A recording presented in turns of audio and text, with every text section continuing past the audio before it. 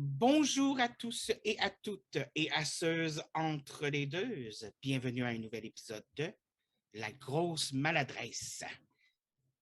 Puis l'autre, là, cette semaine, on parle de l'intersection entre la santé physique et la santé mentale. Qu'est-ce que ça mange en hiver? Qu'est-ce que ça fait? Comment qu'on la vit? Comment c'est relié? Eh bien, on va répondre à ces questions-là aujourd'hui, évidemment du mieux de nos capacités, mais comme quand je suis seul, mes capacités ne sont pas si fun que ça, ne sont pas si intenses, j'ai toujours un invité. Et cette semaine, je demande à mon invité la question qui tue. T'es qui, toi? Allô tout le monde, je m'appelle Cora, j'ai 23 ans. J'utilise les pronoms IL et I et je travaille dans le milieu communautaire dans un organisme de bienfaisance LGBTQ+. Oui! J'aime ça, j'aime ça. J'aime les organismes de bienfaisance et encore plus quand c'est relié à la communauté LGBTQ parce que j'en fais partie, tu sais, puis j'ai de l'ego comme ça, qu'est-ce que tu veux? Donc, aujourd'hui, Cora, on parle de l'intersection entre la santé mentale et la santé physique. Parce qu'effectivement, il y a une grosse corrélation entre les deux. Effectivement, tout à fait. Pour ma part, je vis autant de problèmes de santé physique que des problèmes de santé mentale. Donc, c'est important de considérer non seulement les effets que chacune de ces problèmes de santé a ont sur soi, mais l'intersection qu'ils ont entre les deux. Parce que la santé peut jouer sur les symptômes physiques qu'on ressent, autant que des problèmes physiques peuvent nous faire ressentir l'anxiété ou la dépression. Effectivement, dans le sens où euh, l'anxiété ou la phobie sociale, dans mon cas, me donne souvent des symptômes physiques. Et quand j'ai des maladies, tout ça, ça influe aussi sur mon anxiété puis ma phobie sociale, ça empire. Fait que les deux ont tendance à s'entreconnecter. Puis des fois, c'est même un peu difficile de faire la différence entre les Mm. deux. Vraiment beaucoup, beaucoup. Puis même quand on parle à des médecins de famille ou à des docteurs ou tout ça, même eux ont de la misère à faire la différence entre les deux parfois. Mm. Donc, c'est une grosse connaissance de soi-même, là. Effectivement, surtout quand tu as des problèmes qui ont des symptômes qui overlappent, donc tu ne sais pas trop c'est lequel. Je peux prendre un exemple des maux de tête. Ça peut autant être des problèmes reliés à la dépression et santé mentale. Ça peut être autant, dans mon cas, de fibromyalgie, qui est une maladie chronique, que j'ai des problèmes rénaux aussi. Donc, la dernière fois que j'étais à mon médecin en suppléance rénale, elle m'a fait commander un scan de tête, justement, parce que des personnes avec mon maladie rénale ont plus de chances d'avoir des anévrismes. Anévrisme. Oui, exactement. Donc, c'est ça, donc t'es comme, c'est-tu juste un mal de tête par dépression ou j'ai-tu de quoi qui bloque dans le cerveau? OK, c'est ça, c'est un peu épeurant de savoir, là. Exact. Est-ce que je peux juste te poser une petite question parce que je vais être honnête avec toi, j'entends ce mot-là souvent, mais je ne sais pas trop qu'est-ce que ça implique. Tu as dit que tu souffrais de fibromyalgie. Exact. Donc, en fait, la fibromyalgie, c'est une maladie par rapport aux articulations et du muscle dans le corps. Comment ce que ça fait, c'est que le cerveau mal interprète le niveau de douleur qui est ressenti dans les articulations et l'amplifie fois 10. Oh, Donc, peut-être que, parce que en fait, niveau scan et X-ray, ça paraît pas. Ça paraît pas dans les scans et ça paraît pas dans les prises de sang ou d'urine. Donc, ce qui est difficile, c'est que les médecins sont obligés de passer par tous les tests pour éliminer toutes les autres options pour arriver à cette fin-là. Donc, mon médecin de famille croit que c'est soit la fibromyalgie, soit ce qu'on appelle la spondylite ankylosante, que c'est une inflammation au niveau des hanches puis de la colonne vertébrale, au point que ça peut dégrader avec le temps, c'est considéré comme auto-immun. Que ça peut être rendu que les articulations dans mon dos fusionnent ensemble dans le temps. ow! Ouais, donc j'espère ne pas arriver à ce cas-là, mais entre-temps, j'ai passé il n'y a pas longtemps des IRM, de prise de sang et tout pour Oh, essayer de voir si c'est peut-être ça ou si c'est bel et bien la fibro. Mais sans que je te souhaite nécessairement la fibro, je te souhaite quand même le moins pire des deux. Je sais pas Exactement. comment dire ça, là. Non, je comprends. C'est juste difficile parce que, comme, visiblement parlant, j'ai c'est une maladie qui est invisible à un certain point parce que les autres personnes ne sachent pas quel niveau de douleur tu es en train de vivre. Ça peut varier de jour en jour.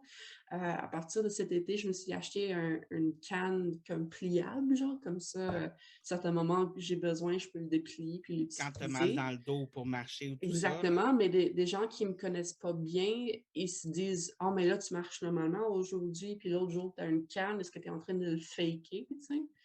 Mais non, je sais, mais je C'est parce que sais. les niveaux de douleur, comme tu dis, ça change d'une journée à l'autre. Donc, c'est Mmh. comme. Ouais. Ouais. Ça doit être dur de vivre avec ça au quotidien, là. Oui, tu sais, ça cause la fatigue aussi, donc j'ai été diagnostiquée, c'était quoi? C'était en début 2021.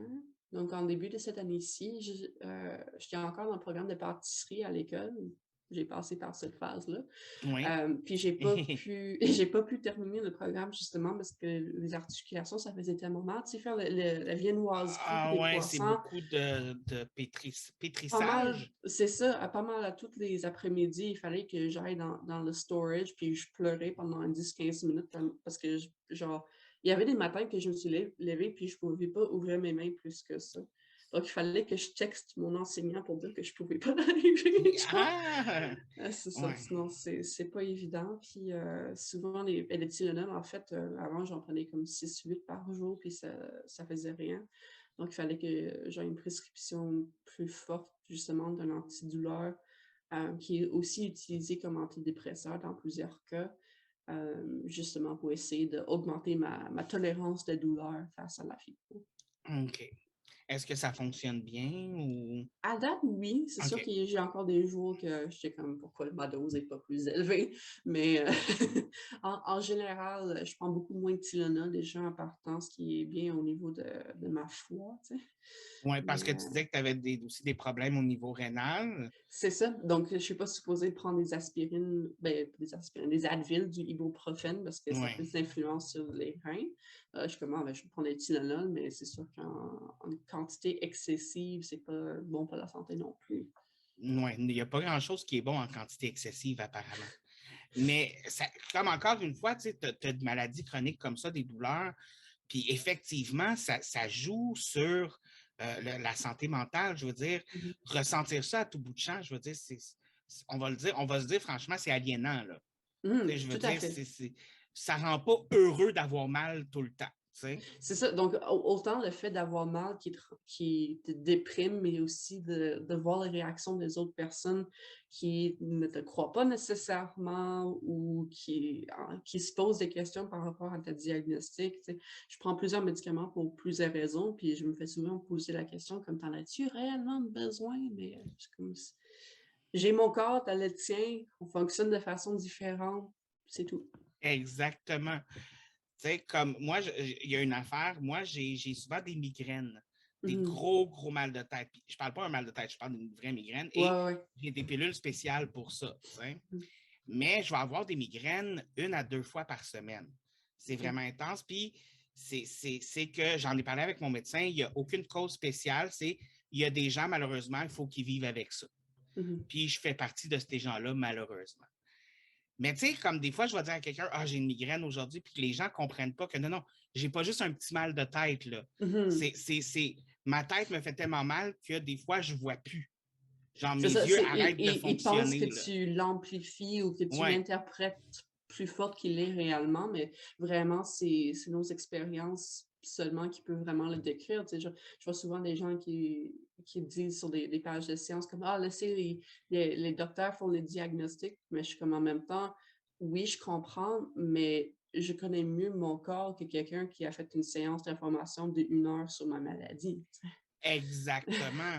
Puis, malheureusement, moi, j'ai eu affaire à des médecins qui se sont même pas donné la peine de se questionner sur ce que j'avais, Mmh. puis que la seule réponse qu'ils m'ont fait, c'est ben, c'est parce que t'es gros. Ouais, ça m'est arrivé aussi parce qu'on m'avait dit, mais sûrement que si tu perds du poids, ça va t'aider au niveau des articulations.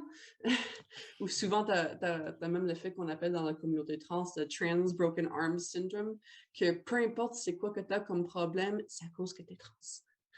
Genre, Mhm. c'est-tu à cause que tu prends des hormones? Je suis comme, non, ça n'a pas rapport. Ça n'a pas rapport avec ça. Non, c'est ça. Même chose quand on est gros ou je ne sais pas à partir de quelle grosseur, mais moi, je suis quand même relativement massif, là, on va se le dire. Là. Mais c'est des fois, là, je fais juste rentrer, puis je sais que le médecin va me dire c'est parce que t'es gros. Là. Ouais. Si tu le vois dans sa face, là, ils ont ce que j'appelle le regard. Genre. Tu sais, l'espèce de regard qui te regarde de haut en Deux bas, autres genre, en bas, oui. puis qui te reviennent, puis là, puis l'espèce de petit smirk en même temps, là, l'espèce de petit. Puis tu sais d'avance que le médecin va te dire que tu es gros, puis que tu sortiras rien de cette rencontre-là. Genre. Non, exact. J'ai eu la chance de pogner un médecin de famille qui, elle, va voir au-delà de ça. Effectivement, elle veut que je perde du poids parce qu'elle veut que je sois en santé, on s'entend. Puis elle est tout le temps surprise parce qu'à toute fois qu'on me fait des prises de sang, je ne fais pas de cholestérol, je ne fais pas de diabète.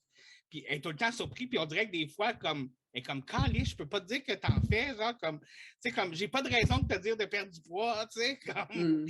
Mais, mais elle a été voir au-delà de mon poids. Puis elle a découvert, c'est elle qui a découvert ma dyspepsie, c'est elle qui a donné comme les premiers vraies considérations à mes migraines, puis qui a vraiment cherché à trouver ce qui se passait, tu sais. Fait comme, c'est le fun, puis c'est rare des médecins comme ça. C'est vraiment rare. Certain.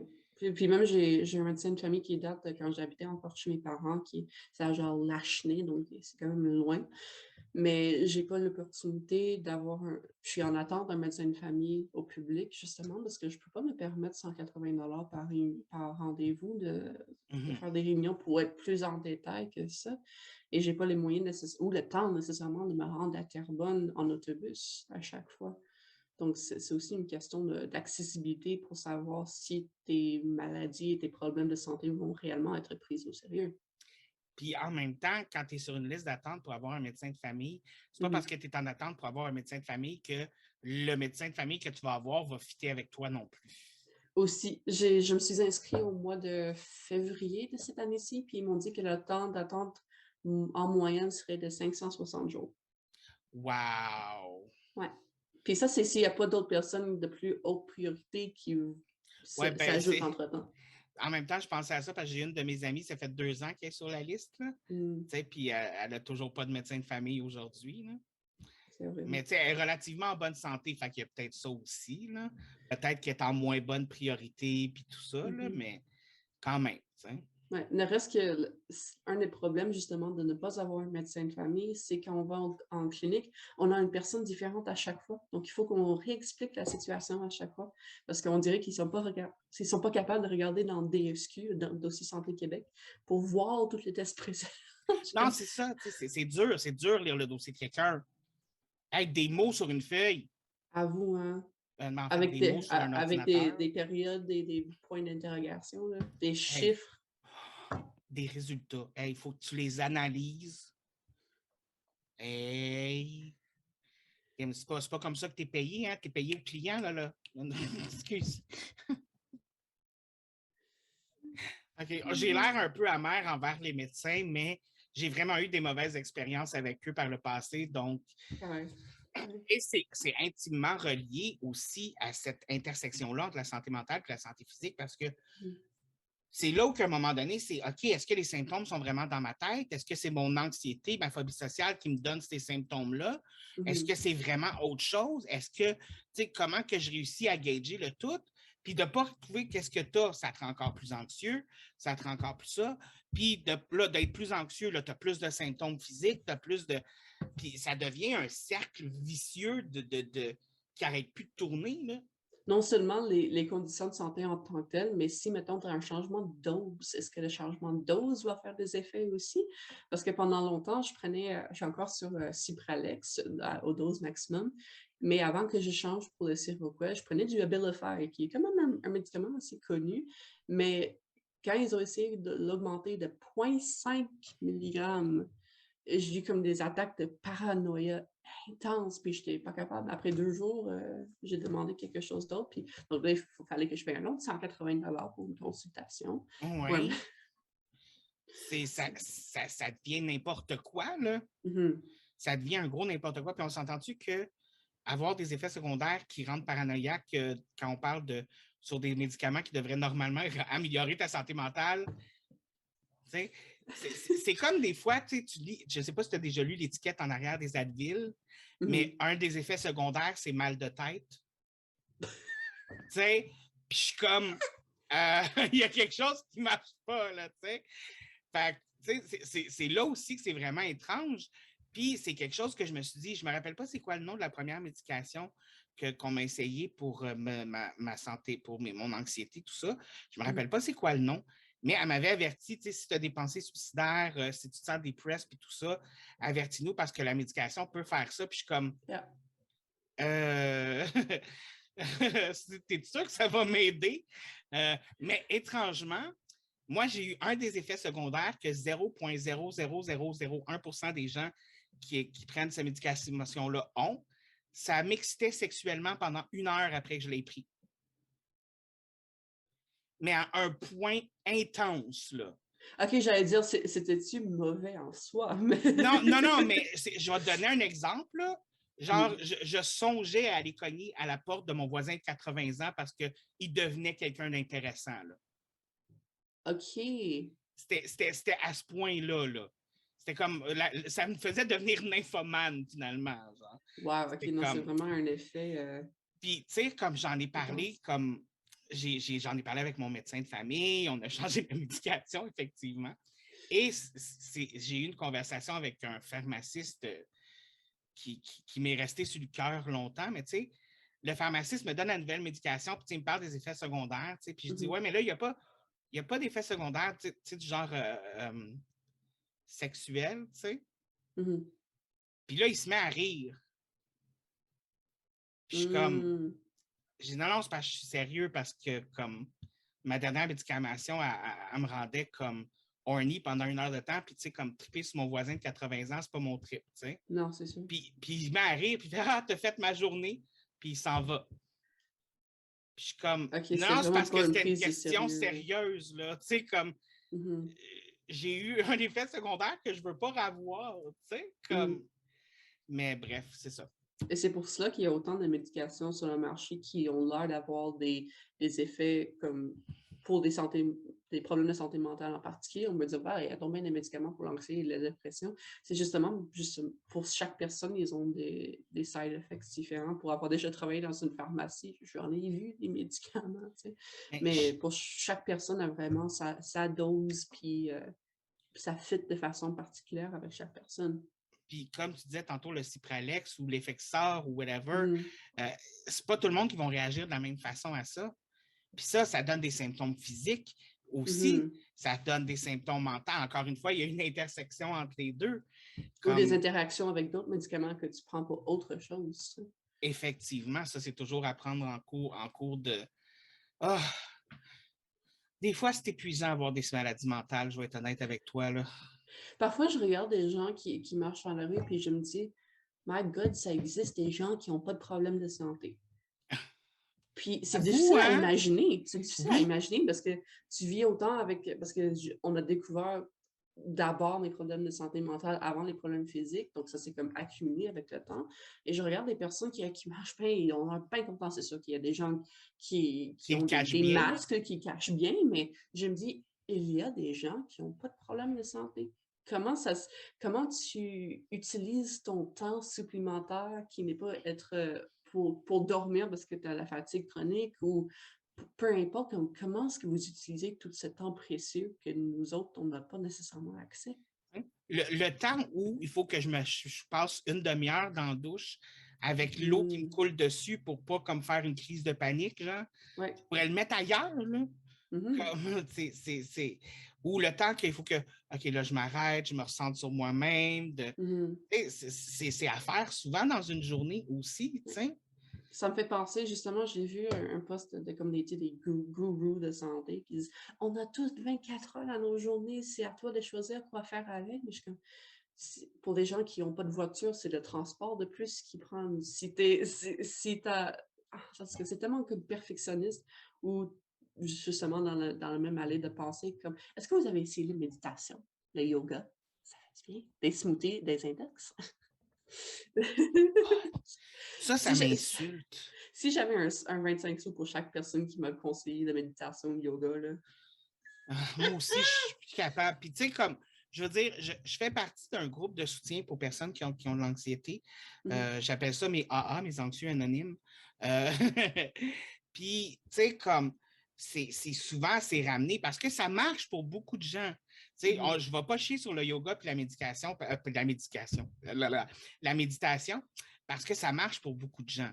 Mais ça ne marche pas pour tout le monde. Puis moi, personnellement, me vider la tête, là, pas capable. Moi, tu me dis de vider la tête, automatiquement, ce que ça fait, tout rentre dedans. Je veux dire, je me mets à penser à la réplique que j'ai dit quand j'étais en première année à mon petit voisin de table à l'école, quand il n'a pas voulu me passer son efface. Tu sais, comme ça me revient dans la tête. Tu sais. Fait que fuck le Milan, tu sais, mais en général, le monde qui vient me dire as-tu essayé ci? As-tu essayé ça? Moi, j'ai tout le temps envie de faire comme ah ben non! Hey, j'ai jamais pensé à essayer. J'ai-tu essayé de ne pas être stressé? Parce que Ben les non, gens qui disent jamais. why don't you just try thinking positive thoughts? Puis je suis comme, hey, I'm cured. Thank you. I didn't think of that. Ouais, c'est ça. J'avais jamais pensé à ça. Maintenant que tu me le dis, wow, pourquoi est-ce que je ne fais pas juste penser positif? C'est un souci que j'ai en ce moment avec mon copain parce que ça fait pas si longtemps qu'on se fréquente, c'est vraiment un ange comme humain. Mais il vient d'une culture sikh indien. Okay. Puis beaucoup dans leur culture, c'est justement le positivisme et l'esprit sain et tout. Mais justement, dans un corps sain.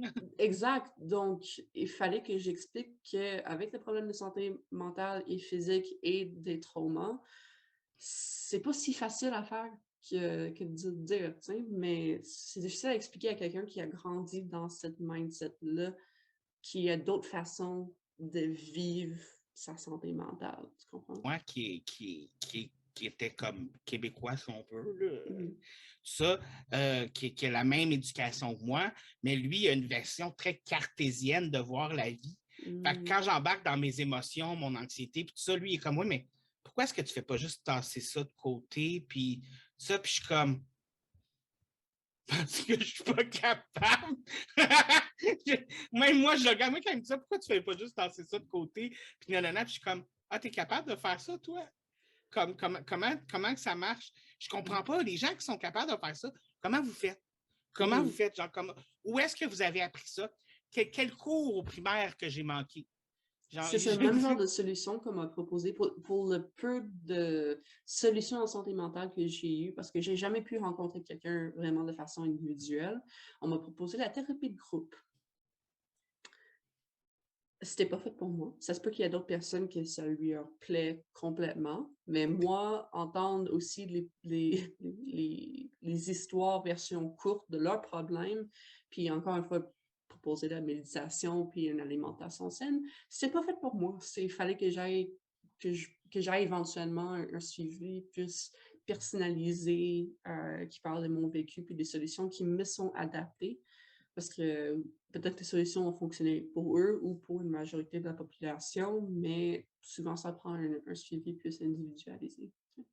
Mais souvent, ce que j'entends pour ce qui est des thérapies de groupe, moi, personnellement, c'est pas une thérapie de groupe, mais c'est un groupe de soutien, là, comme je te dis. Puis là où c'est, pour moi, c'est là ce que je veux chercher, c'est pas nécessairement les conseils, parce que oui, la méditation, je suis tanné de l'entendre recommander, là, j'en ai comme par-dessus mon chapeau, là. Mais c'est surtout que c'est quand tu vas dans ces réunions-là, cette espèce de façon-là que tu parles à des gens que tu n'as pas besoin de leur expliquer comment tu te sens. Ils comprennent. Tu parles à des gens qui vivent les mêmes choses que toi, puis on dirait que ça enlève un poids de justement pas avoir besoin d'expliquer, pas avoir de ça, de juste quelqu'un qui te comprend, puis quelqu'un qui sait par quoi tu passes. Moi, c'est le côté bénéfique que je vais chercher là. Puis en même temps, il y a l'espèce de côté de je ne suis pas tout seul là-dedans. Là. Tu sais, comme je suis tout seul, mais avec d'autres mondes. On est tout seul ensemble. Non, les réseaux sociaux ont définitivement leurs avantages en ce qui concerne briser l'isolement et de socialiser avec d'autres personnes qui ont des vécus semblables, tout à fait. C'est très, très, très, très important, effectivement. Mais je voulais savoir un peu plus à propos de ton expérience personnelle aussi, parce que là, oh my God, j'arrête pas de déparler aujourd'hui. La fibromyalgie, tu sais, c'est quand même chronique puis ça revient souvent. C'est quoi le plus gros challenge par rapport à ça et ta santé mentale? Comment tu fais pour concilier les deux? Ouf, ça c'est la question qui tue. Non pas qui suis-je, mais comment vivre les deux. Honnêtement, il fallait que j'apprenne puis que je continue d'apprendre, de prendre les choses un jour à la fois, même une minute à la fois, si possible, parce que j'ai tellement tendance, surtout avant que mon anxiété soit gérée par les médicaments, de tellement me projeter dans l'avenir de OK, si je vis des douleurs en ce moment, je vais pas être capable de faire ci, avant une telle deadline, mettons. Mais j'ai la chance vraiment d'avoir un horaire de travail flexible, que je peux souvent travailler de la maison. Donc, le fait de me lever à 10-11 heures du matin parce que je peux pas physiquement me lever plus tôt, ça pose pas de problème dans ce cas-là. Donc, c'est une question aussi d'avoir davantage d'accessibilité à ces personnes-là qui vivent des problèmes de santé, soit physique, parce que souvent on pense, l'accessibilité, c'est des rampes pour chaises roulantes dans des endroits. Oui, c'est important, mais il y a tellement d'autres variétés de situations de handicap qui existent, qu'il faut tenir compte, qui ne sont pas nécessairement visibles. Justement, comme le travail, comme avant, je travaillais quasiment à temps plein dans un genre coutu, puis ça payait moyennement bien, mais il fallait que je sois debout 7-8 heures par jour, puis mes articulations me tuaient à la fin de la journée pour ça. Ah, Non, c'est ça. Puis, j'avais une certaine honte d'amener ma canne à job, parce que je voulais pas qu'on pense que je suis moins compétente à cause de ça. Puis même, je vais pas dire le nom de l'endroit, mais j'ai travaillé dans une crèmerie aussi pendant l'été et après une semaine, ils m'ont laissé aller, justement parce que j'étais pas capable physiquement de faire certaines tâches. Mais je suis comme: «Mais je vous ai dit que j'ai telle limitation», mais là, comme: «Ah, tu aurais dû me le dire plus tôt», en tout cas, bref. Mais ouais. ouais, ouais, non, tu sais, je leur comprends dans un certain sens, mais ça justifie à mes yeux pourquoi je leur avais pas dit plus tôt, parce que justement, ça m'a amené ça comme conséquence.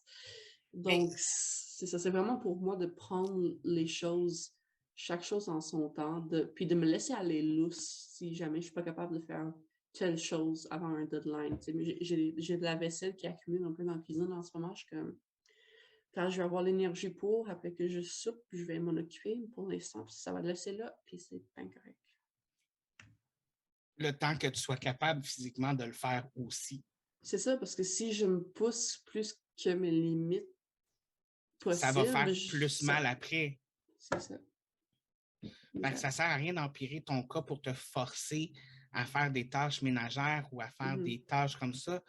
C'est de connaître tes propres limites aussi, dans le fond. Aussi, tu sais, la semaine passée, souvent avec mon collègue Maxime, on va souvent, comme les mercredis ou les jeudis, travailler au bureau ensemble. C'est question d'être plus productif, mais je vivais un épisode d'agoraphobie que j'ai pas vécu depuis comme 1 an et quelques, puis ça m'a tellement pris par surprise que je me sentais mal de le dire à elle, comme, tu sais, je peux pas venir au bureau, mais on a tellement la mentalité avec le marché de travail en ce moment que si t'es pas productif, t'as moins de valeur et tout. Non, mais non, je suis restée à la maison, j'ai travaillé pareil, sûrement à cause que je me sentais mal, mais il faut quand même se donner certaines permissions, tenant compte du fait qu'on n'est pas à 100% tout le temps de capacité. Puis d'accepter le fait que, tu sais, comme même une personne, en parenthèse, dite normale, ne sera jamais à 100% à tous les jours de sa vie. C'est Mais ça. quand tu as besoin de vivre avec une santé mentale, des maladies chroniques, des Mhm. fois, arriver à ce 100%-là, ça peut être difficile. Ouais. Tu sais? Puis, je veux dire, il y a des compagnies qui comprennent ça entièrement. Mais des fois, on a un peu l'impression que c'est du tape à l'œil. C'est pour ce qui est visible, justement. Les handicaps physiques, les handicaps visibles, les rampes, tout ça. Mais quand on parle de santé mentale ou de maladies chroniques, là, c'est moins open, tu sais. Comme, je veux dire, moi, il y a ma phobie sociale et tout ça. Et il y a des journées où, littéralement, je suis incapable de dealer avec un autre être humain. Littéralement. Et j'ai la chance que ma job, elle offre un service avec une compagnie d'assurance que c'est supporté par ton médecin. Je peux avoir des journées, j'ai un certain nombre de journées que je peux manquer au travail à cause de ça. Okay. Sauf que mon travail l'accepte seulement parce que l'assurance le couvre. Mais l'assurance, elle dit, ben là, on ne fera pas ça tout le temps, genre, il faut que tu te soignes. T'sais? Fait que c'est comme cette espèce de côté-là de oui, mais j'ai une phobie sociale, puis oui, je peux l'améliorer, mais c'est pas quelque chose que je peux guérir, malheureusement. Non. T'sais? Et c'est ce côté-là, je trouve que les gens sont des fois mal informés, autant sur le cas d'une maladie chronique que la santé mentale. Il y a des choses qui ne se guérissent pas. On peut juste apprendre à vivre avec. Oui, certain. Puis il y a même certaines tâches, comme on avait expliqué tantôt, que ce soit au niveau mental ou physique, il y a des tâches que certaines journées, ça prend plus d'énergie à faire que d'autres. Souvent, dans la communauté, on appelle ça des spoons. Donc, parfois, tu commences ta journée avec un certain nombre de spoons, mais à chaque fois que tu fais une tâche qui prend un niveau d'énergie ou que tu t'exerces physiquement ou mentalement, ça t'enlève des spoons. Mais tu sais, ça peut être autant se laver les cheveux le matin, se nourrir, préparer de quoi à manger. Ça, c'est avant même que tu sors de la porte. Donc, il y a vraiment beaucoup de choses qu'on ne tient pas nécessairement compte avant même qu'on essaye d'être productif pendant la journée.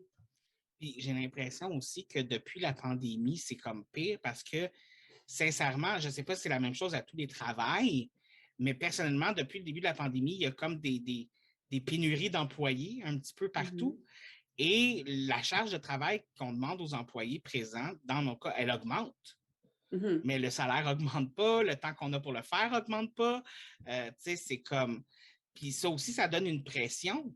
Puis je veux dire, la santé mentale, puis même la santé physique, je veux dire, tu sais, de la fatigue corporelle, de la fatigue que j'avais pu, que je recommence à avoir à cause de tout ça. Tu sais, comme ça, les mal de tête, c'est toujours fréquent, mais c'est une autre histoire. Mais je veux dire, moi, personnellement, il y a un des symptômes physiques que j'ai que je sais que c'est à cause de mon anxiété. Fait que plus que mon anxiété, puis je sais que c'est un petit peu dégueulasse, je m'excuse, guys, je vais parler de caca, je m'excuse aux auditeurs, on va parler de caca, je m'en excuse. J'ai la diarrhée. Okay? Plus que je vais être stressé, j'ai la diarrhée. Mais à mon niveau de travail, si une journée, j'ai la diarrhée, ça complique ma journée de travail. Tu comprends? Ça me stresse, fait que j'ai encore plus la diarrhée. Tu sais? Fait que c'est comme, encore une fois, ça revient dans le cercle vicieux qu'on parlait tantôt. Puis c'est là aussi où on dit que les symptômes physiques, tout ça, je veux dire, je suis sûr que le stress dans ton cas, puis encore là, je parle par-dessus ma balloune, mais je pense que sûrement le cas, le stress va avoir tendance à jammer le corps. Fait que ça doit rendre ta fibromyalgie encore pire d'être tendue comme ça, genre. Non? Ça, définitivement, puis il y a une frustration qui s'accumule parce que tu sais, comme, je devrais être capable d'ouvrir mes mains plus que ça, puis comme, t'essaies, mais ça fonctionne pas, donc t'as l'impression vraiment que ton cerveau et ton corps te trahissent dans un certain sens, puis comme, il y a d'autres, surtout des journées, justement, qui fonctionnent mieux que d'autres. Je peux pas dire, mais j'ai quasiment l'impression que si c'était constant, peut-être j'aurais moins cette frustration-là, parce qu'au moins, il y a une certaine cohérence, mais encore là, je peux pas parler pour ces personnes-là, mais c'est le fait qu'il y a des hauts et des bas qui, justement, je suis comme, ben, l'autre jour, j'étais capable de marcher, faire l'épicerie comme si rien n'était, puis maintenant, je peux essayer en boule sur mon sofa ou mon matelas, tu sais. Hier, je dansais à claquette, puis aujourd'hui, je peux même pas me lever du divan, tu sais. C'est ça. Ça doit être, puis c'est dur de ne pas se taper sa tête.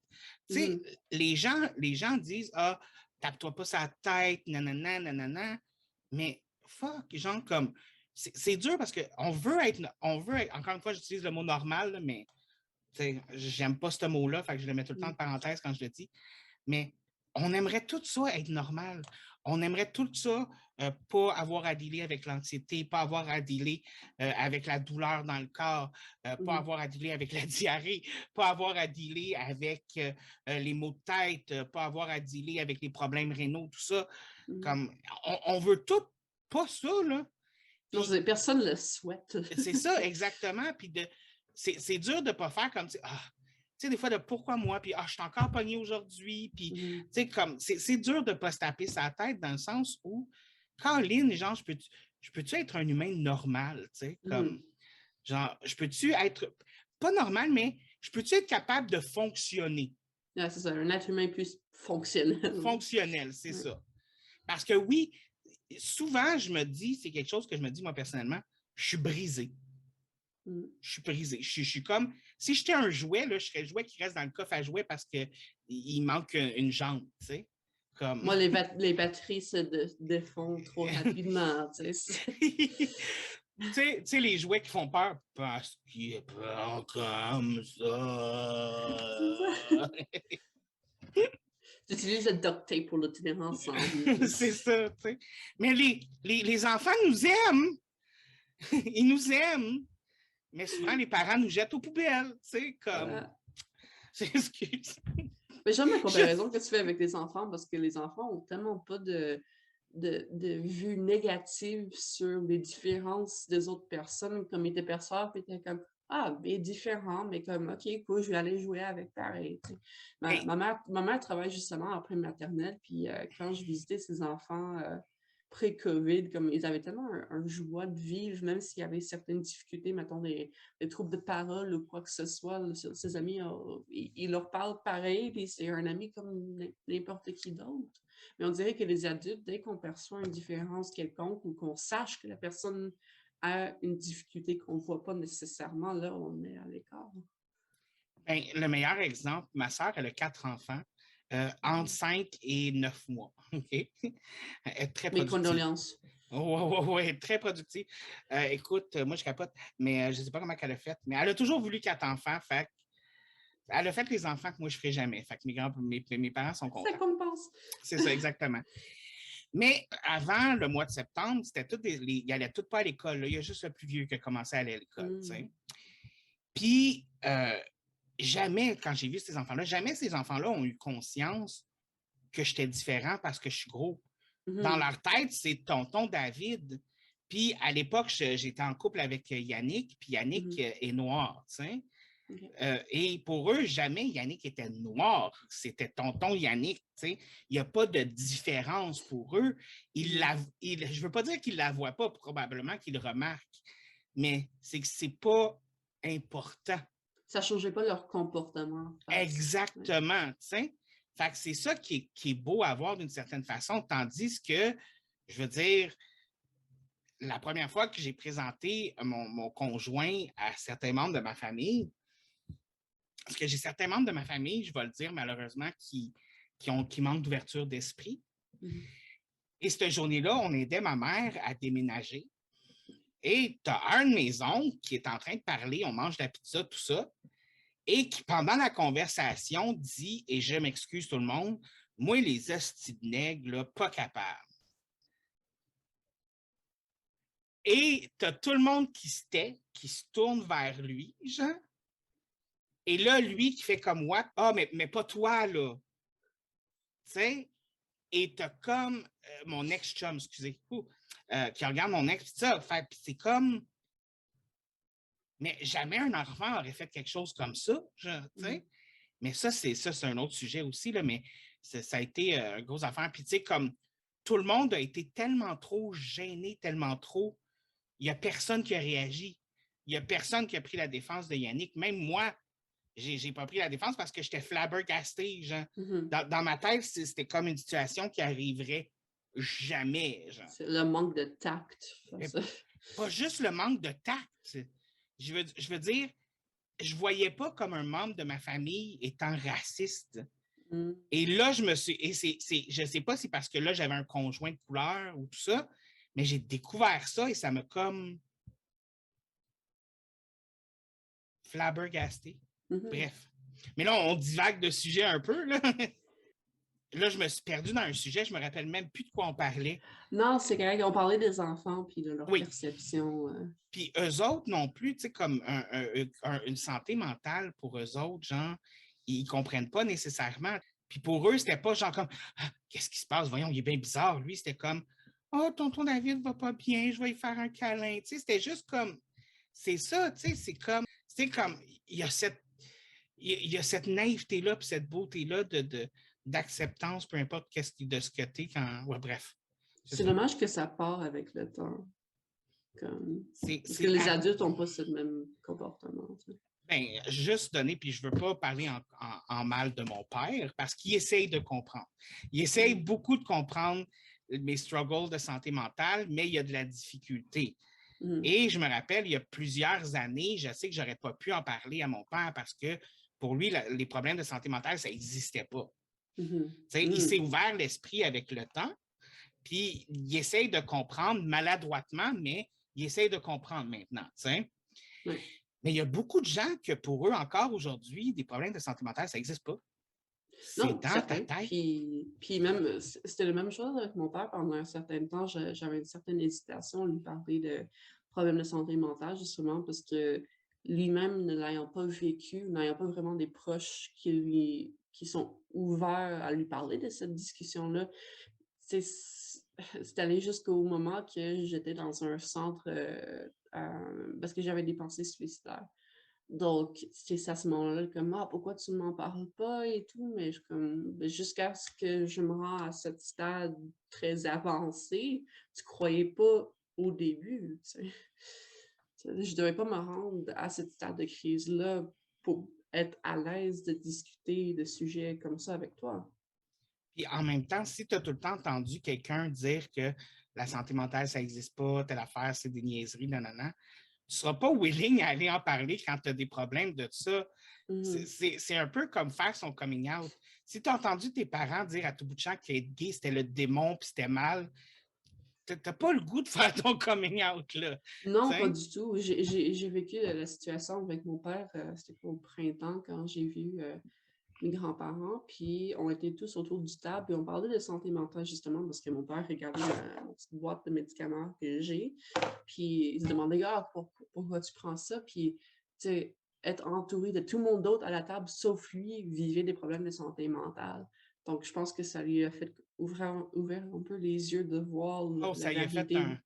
Ouais, c'est ça, Oh, de la variété d'expériences à la même table que lui, tu sais. Même mes grands-parents, que c'était encore plus tabou de parler de sujets comme la santé mentale, parler ouvertement avec lui, comme ma grand-mère a vécu plusieurs épisodes de dépression dans sa vie, puis a essayé certains médicaments, même chose pour mon grand-père, puis ma mère, elle n'a jamais eu de diagnostic formel, mais elle a vécu aussi des problèmes, donc je pense le fait qu'il soit entouré de personnes de tous âges, de toute expérience euh, confondue, excuse-moi, a vraiment fait comme OK, bon, ouais, je pense que ça a ouvert ses yeux à un certain point, en tout cas, j'espère. mais ça aussi, c'est une affaire. Je pense que je me demande tout le temps pourquoi est-ce que c'est si tabou que ça de parler autant de sa maladie mentale que des maladies chroniques. Parce Mhm, que c'est un sujet tabou, puis personne ne veut vraiment en parler, puis on dirait qu'on a peur d'en parler, comment on va être perçu, comment tout ça. Puis quand on finit par s'ouvrir à en parler, on se rend souvent compte que hey, il y a tellement plus de monde que ce que je pensais mhm. qui vivent des choses similaires. Puis j'ai l'impression des fois que, puis oui, il y a des gens qui ne comprennent pas, puis il y a des gens qui jugent, là, ça c'est partout, là. Mais des fois, j'ai l'impression comme, est-ce que je ne m'emprisonne pas moi-même dans ma solitude à un moment donné en refusant d'en parler? T'sais? Mhm. Je pense qu'il y a vraiment un spectre de la façon que les gens perçoivent des handicaps. Tu as soit le côté que des problèmes de santé, c'est un signe de faiblesse et c'est quelque chose à éviter parce que paraître faible est quelque chose de négatif. Alors que de l'autre côté, où que carrément des histoires de personnes ayant des handicaps sont tellement célébrées parce ils sont capables de surmonter à leurs handicaps, ce qu'on appelle genre du inspiration porn, des histoires, mettons, de personnes aveugles qui se déplacent à tel endroit ou peu On importe la les, situation. Puis ça serait juste chill de pouvoir exister que notre variété d'expériences soit valide. Puis oui, c'est chouette qu'on peut accomplir certaines choses, mais ça a-tu besoin d'être filmé? Puis comme, ah, regarde comment il est spécial. Laisse-moi vivre, man. Laisse-moi avoir des droits. C'est ceux qui sont louangés, c'est ceux qui ont assez de choses extraordinaires pour pouvoir faire des TED Talks. Sinon, là, on ne veut pas entendre parler de ton histoire parce que tu ne vaux pas la peine. C'est un peu ça le feeling, genre. Puis je veux dire, moi, j'ai pas vécu assez. Ben, je veux pas dire que j'ai pas assez vécu d'affaires, j'en ai vécu peut-être un peu trop aussi, là, mais mais je veux dire, je n'irai jamais faire un TED Talk. Je veux dire, mon histoire n'est pas TED Talking, tu sais, elle n'est pas TED Talking, tu sais. J'ai pas l'impression que ce soit si exceptionnel. C'est ça, tu sais. Mais comme tu viens si bien de le dire, je peux-tu juste vivre ma vie?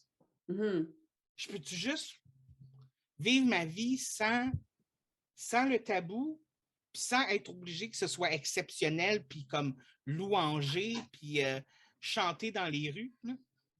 Exact. C'est pas si exceptionnel que ça a besoin d'être un TED Talk, mais c'est assez différente de la norme qu'on aimerait que les considérations soient faites à notre égard, comme des accommodations, justement, à ce niveau-là.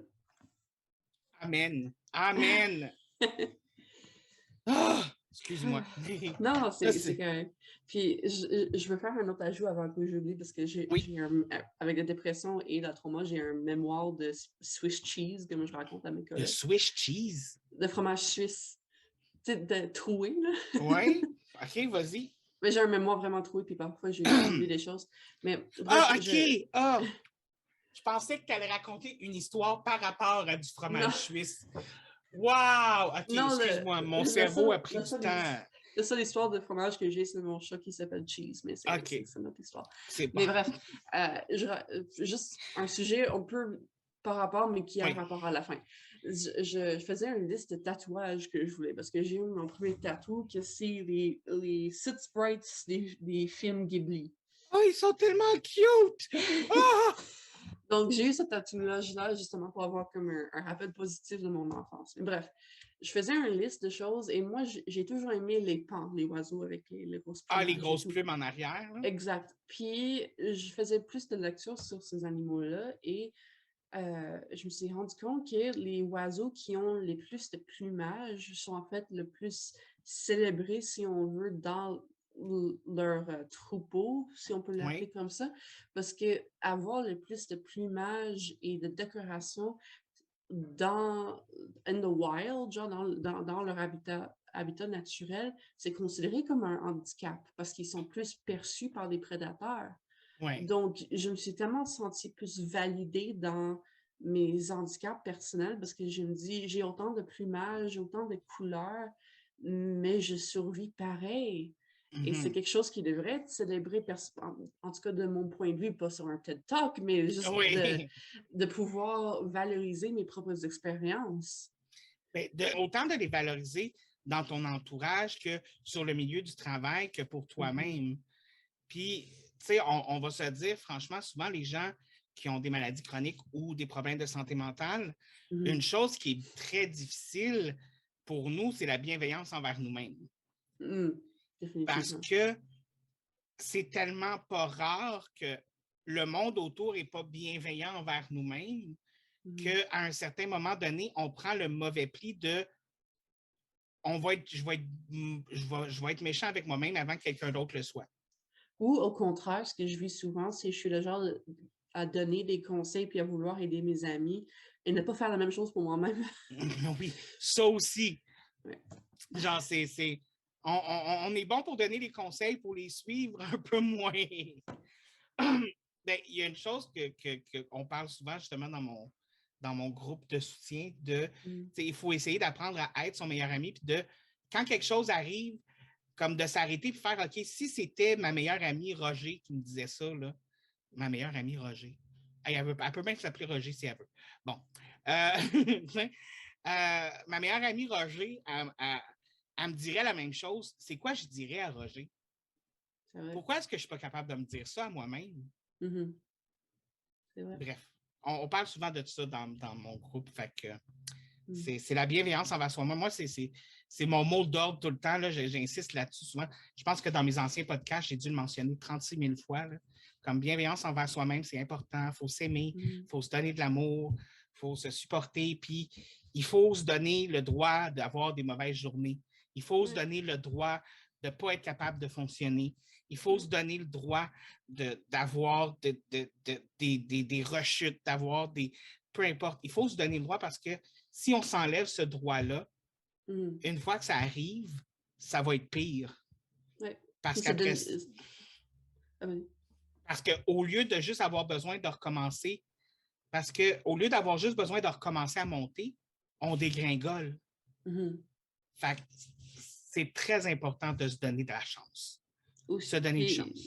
Effectivement, puis aussi se donner le droit de s'entourer de ressources, parce que parfois on se dit, mais mon cas est peut-être pas si majeur que ça, puis on a tendance à downgrader l'importance de choses qu'on vit. Donc, de se sentir en mesure de se dire, like, I should be able to surround myself avec des personnes qui m'aiment, qui prennent le temps de vouloir me comprendre sans nécessairement qu'ils comprennent tout de suite, mais qui sont ouverts à apprendre sur ta situation. Tu sais, en fin de semaine, j'étais à Québec pour voir le marché de Noël allemand avec mon copain. C'était magnifique en passant, je le recommande. Puis j'ai apporté ma canne pour la première fois parce que d'habitude, je ne l'utilisais pas devant lui, mais il était comme, OK, cool, si tu as besoin qu'on arrête à quelque part s'asseoir, tu me diras. Donc, j'avais tellement peur de l'utiliser devant lui par une certaine honte intériorisée que finalement, je ne me suis pas laissé le temps de dire, mais peut-être il va comprendre, puis, ou du moins essayer de comprendre puis de s'améliorer avec le temps. Mais c'est ça l'affaire aussi, c'est qu'on a tellement peur de se faire juger comme on a déjà été jugé qu'on finit par s'enfermer soi-même aussi dans une espèce de ah, je ferai pas ça, genre comme ça. Puis on se fait pas du bien, puis on se fait pas du bien aux gens autour non plus, parce que autant on a besoin de le faire pour nous-mêmes, autant c'est un apprentissage pour nous, c'est un apprentissage pour les gens autour, que c'est quelque chose qu'ils devraient accepter. Si tu as besoin de ta canne, tu as besoin de ton hostie de canne. T'sais? Je veux dire, puis on s'entend-tu dans la vie, si quelqu'un n'est pas capable d'accepter que des fois, tu as besoin d'une canne pour marcher, je veux dire, c'est pas comme si la personne devait accepter qu'il faut que tu tues quelqu'un à tous les 3 jours. C'est pas la même affaire. On s'entend-tu? Tu as dit ça, puis mon chat est parti en cours. J'ai fait peur à ton chat. C'est pas la même affaire, on s'entend-tu? Non, c'est sûr. Je veux dire, c'est utiliser une canne, tu sais. Puis je ne suis pas en train de diminuer ton affaire parce que il y a des affaires que je fais pas qui sont encore moins, qui sont niaiseuses, là, comme, tu sais, je veux dire, j'ai peur des fois de qu'est-ce que je vais mettre pour sortir de Hulk, là. Tu sais, du chandail que je vais mettre. Puis je veux dire, oui, c'est utile de porter un chandail, mais c'est pas aussi utile qu'une canne. Je veux dire, une canne, t'en as besoin pour marcher, t'en as besoin pour te sentir bien, tu sais. Je veux dire, le chandail, je serais correct sans ou pas, mais je vais quand même en porter un. C'est important de souligner quand même parce qu'on a tendance, même dans la communauté des personnes avec des handicaps, de se comparer, de dire que ma situation n'est pas si pire que la tienne. Donc sinon, c'est sûr qu'on vit des situations différentes, peut-être à davantage d'anxiété sociale ou d'agoraphonie que moi, mais ça ne fait pas que tes besoins sont moins importants pour autant. Je sais, c'est juste que dans ma tête, il y a juste des choses qui sont plus nécessaires que d'autres quand même. Ouais, je veux dire, si j'avais besoin d'une canne pour marcher, c'est un peu moins nécessaire que... Là, je ne trouve plus d'exemple parce que j'en ai plus, mais c'est moins nécessaire que d'être obligé de porter une tuque, mettons, tu sais. Je veux dire, ben, quoi que ça dépend. Hey, là, OK, donc là, je suis en train... Là, j'ai peut-être que la personne souffre d'alipasie. Là, comme, OK, là, j'ai plein d'affaires dans... Fait que, non, finalement, tout est important. Tout est important, guys. Je me rétracte live sur le podcast. Leçon de la journée. Ouais. Tout est important. Tout est important. Si vous en avez besoin, vous en avez besoin. Ouais. Que ce soit une canne, une tuque, un chandail, c'est ça. C'est important si vous en avez besoin. Ouais. Et il faut que les gens autour de vous comprennent que c'est important aussi. Bref. Hey, je me suis pas mis un pied dans la bouche vite de même, moi, hein? Ouf! Ah là là! Bref. Mais oui, est-ce qu'il y aurait une dernière chose que tu voudrais mentionner parce qu'on approche malheureusement de la fin très bientôt? Est-ce qu'il y aurait une dernière chose que tu voudrais mentionner que tu penses qu'on a oublié de parler, là, puis c'est comme non, non, on ne peut pas fermer ça sans dire ça. Non, je pense honnêtement qu'on a fait le tour vraiment de juste tout le monde qui écoute, que peu importe c'est quoi tes capacités physiques, mentales, peu importe, t'es valide. Vas-y de l'avant, peu importe comment tu le fais, à quelle vitesse tu le fais, vas-y, t'es capable à ta façon. Puis de les limites aussi, que tes limites mentales affectent ton corps, que ton corps affecte tes limites mentales. Apprendre à connaître ces limites-là, puis à travailler avec, puis tu as le droit de ne pas être capable de fonctionner d'un côté ou de l'autre aussi. Tout à fait. Puis c'est ça qui c'est dur à accepter quand même. C'est pas facile. Je vais être honnête, là, ça ne se fait pas en criant ciseaux. Là. Je ne suis pas encore capable de le faire à 100%. Là, c'est facile à dire, mais c'est pas facile à faire, guys. Non, c'est sûr. Même la dernière année, je me suis séparée avec mon ex de longue date l'été passé, en 2020. Puis c'est une des choses que j'ai apprises, ça n'avait pas rapport avec mes handicaps, mais juste le fait de reconnaître ses propres limites, de pouvoir dire non à certaines choses. Parce qu'on dirait, je ne sais pas si c'est une question de vouloir plaire ou pas avoir de conflit ou quoi que ce soit, mais j'allais tout le temps avec le courant des autres personnes pour pas paraître comme un obstacle, on dirait, mais maintenant que j'ai des handicaps qui sont parfois considérés comme des obstacles aux yeux des personnes non handicapées, je dois être en mesure de pouvoir dire non, je ne suis pas en mesure de faire, je ne suis pas capable de faire la marche de 5 km, je vais aller prendre le bus et te rejoindre. C'est les limites qu'il faut que tu établisses parce que sinon tu vas finir par te blesser davantage, puis c'est à la longue durée, ça va faire plus du mal que du bien. Puis de ne pas te sentir mal d'avoir ces limites-là non plus.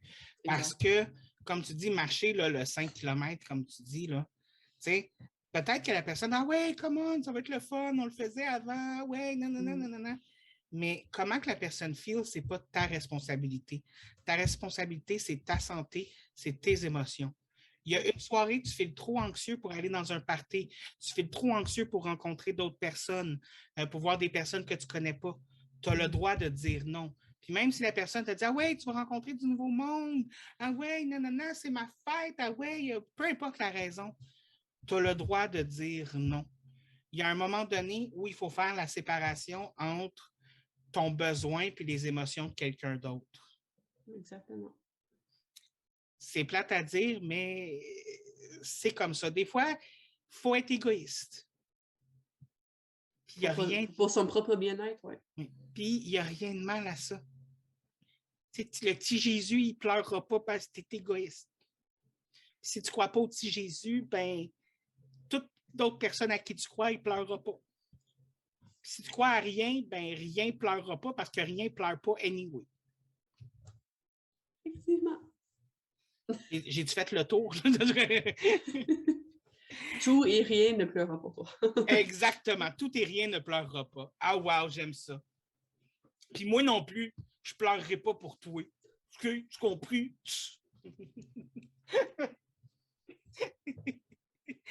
Et sur ce, écoute, c'est la fin du podcast.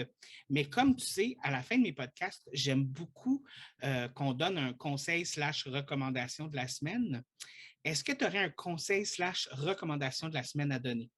Qui n'a pas rapport nécessairement avec... Ça peut être n'importe quoi. Moi, c'est une recommandation de musique. Okay. C'est l'album Optimist de Phineas, qui est le frère âgé de Billie Eilish. Il a lancé sa deuxième album il n'y a pas longtemps, puis je suis allée le voir en concert il y a quelques semaines. Puis... J'ai aucune idée de c'est qui. J'ai jamais entendu aucune de ses tunes, mais je vais aller checker ça. Parfait. Répète-moi son nom. Phineas, F-I-N-N-E-A-S. Puis l'album, c'est Optimist. Lui, he's not a bad boy. Non, aucunement. C'est vraiment des chansons qui vont droit au cœur puis qui peuvent faire pleurer, ouais. Parce qu'en fait, lui, il écrit puis produit la grande majorité des chansons que Billie Eilish fait. Ah, pour vrai? Ouais. Ah! Ouais. Intéressant. Il est producteur de musique. Ouais. Puis il fait ses propres chansons aussi de son côté. Exact. Ça, c'est intéressant. Mm-hmm. Eh bien, mon conseil / recommandation de la semaine va être quelque chose de différent. Ma recommandation de la semaine, ça va être un petit peu différent cette semaine. Je vais vous recommander un film d'horreur. Tu sais, quelque chose que j'ai jamais fait avant, tu sais, parce que moi, j'aime tellement pas les films d'horreur. Et ça va être le film Freaky. Je sais que je suis un petit peu en retard. Le film est sorti, ça fait quand même un petit bout de temps, mais ça m'a pris du temps à l'écouter. Et écoutez, c'est un bijou. C'est un bijou d'horreur. Premièrement, c'est gore à souhait. Si vous aimez le gore, vous aimez le sang, vous aimez tout ça, c'est vraiment bon. Mais c'est un film d'horreur comme simili-comédie en même temps. Pourquoi? Je vais vous expliquer. Je vais vous donner une phrase, vous allez vous comprendre pourquoi. Imaginez-vous Freaky Friday, mais au lieu de changer de corps avec sa mère, la fille change de corps avec un meurtrier en série. Donc, c'est ça le synopsis du film. Donc, finalement, c'est que tu as le meurtrier en série dans le corps de l'adolescente qui tue des gens, évidemment. Puis, tu as l'adolescente dans le corps du meurtrier en série qui essaye de l'arrêter, puis de retrouver son corps, puis de faire comprendre à ses amis qu'elle est dans le corps d'un homme, qui fait peur. Finalement, excellent film. Fait que j'espère que vous allez apprécier. Si vous voulez, envoyez-moi ça en bas, là, dans les commentaires. J'aime bien ça, lire des commentaires. Et est-ce qu'il y a des endroits où les gens peuvent te retrouver s'ils veulent ou t'as mieux rester anonyme ou c'est comme tu veux? En fait, si jamais... Bon, j'ai une page de musique que je fais des covers et je compte faire des trucs originaux dans les mois qui viennent. Donc, oui. Donc, si jamais tu veux me suivre à Cobalt Music, Cobalt, c'est C-O-B-A-L-T Music, sur Instagram, Facebook et YouTube. Yay! Donc, allez visiter ça, guys. Je vais aussi mettre le lien dans les messages en bas.